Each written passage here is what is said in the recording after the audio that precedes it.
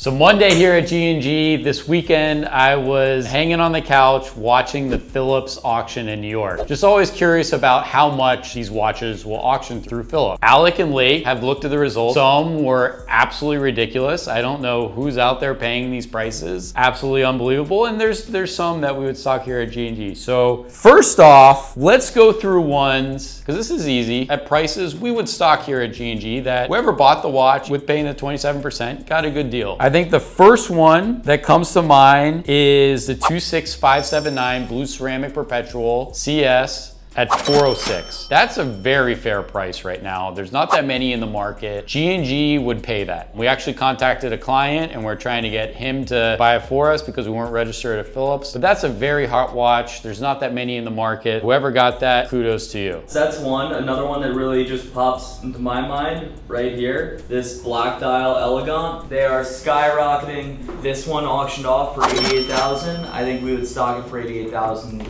any day of the week at G&G. That's a watch we could easily sell for $100 grand. Alec, did you see any that we would stock? Outside of those, I'm looking through it right now, and I mean, a lot of them I'm kind of shaking my head to. I mean, outside of like some of the Rolex, Patek, and I guess a few of the RMs is stuff that we would never stock, right? Or even like know about. Like these pocket watches are going for cracked prices. Like I don't think that's ever been in our heads about the pocket watches. Pateks, I think, are a little bit crazy. This one in particular, we actually got it in stock today at G&G, the Tiffany stamp 5726 1A, the white piano dial, one of my favorite Pateks of all time. We sell those watches to retails consistently for around what, like 90 to 105 depending on the year and condition. I think 105, but the market's gone up a little bit. So I think now you can justify like 110 to 115. If you got a good deal, it would have been 90 like 6 months ago. In what instance would you recommend someone just auctioning their watch versus calling us and trying to get a good number out of us? Because I mean, they're losing, you said 27% on their sale.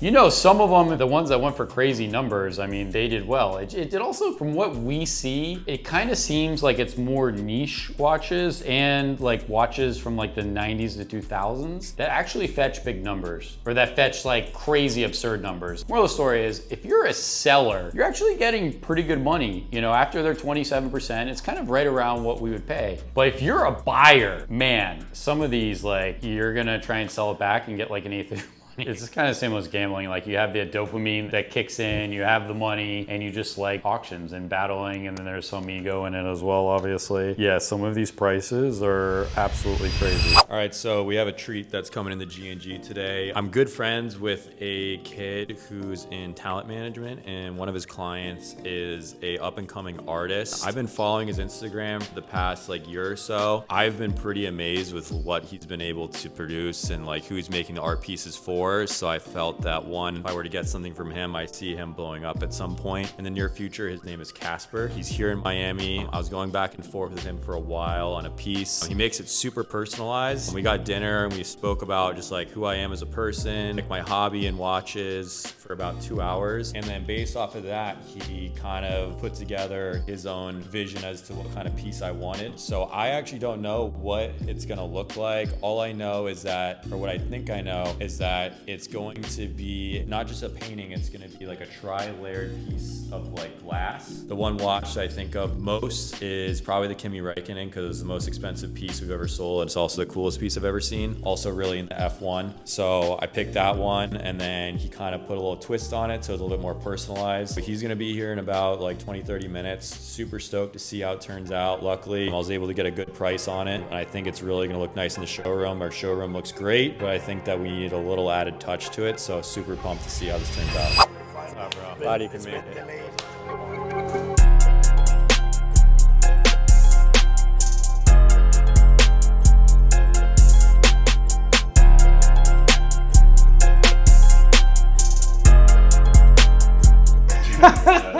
I should have asked what wall this was going on first.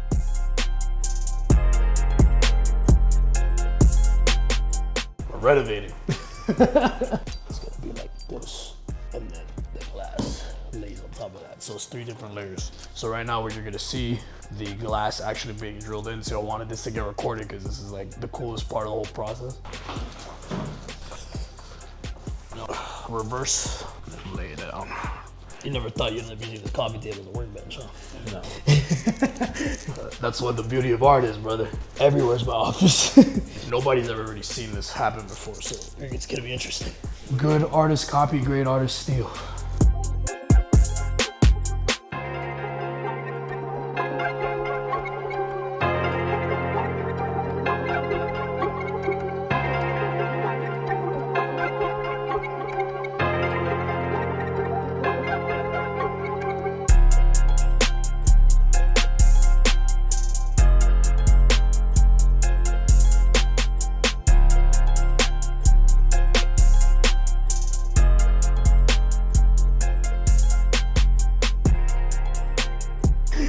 See what I mean by it's like completely different when it's like set up. For sure.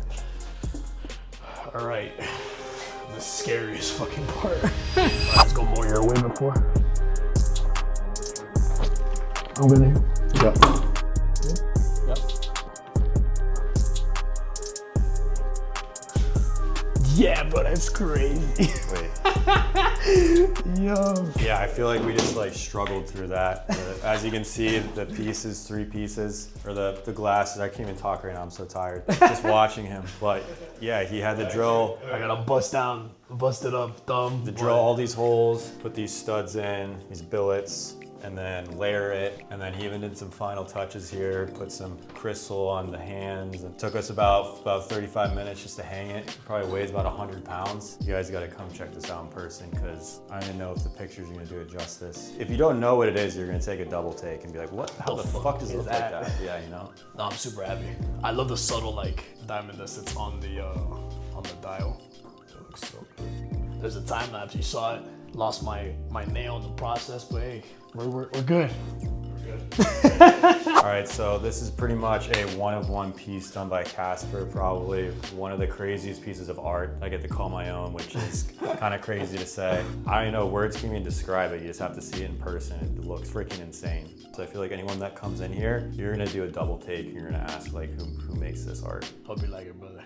Dude, it's so sick.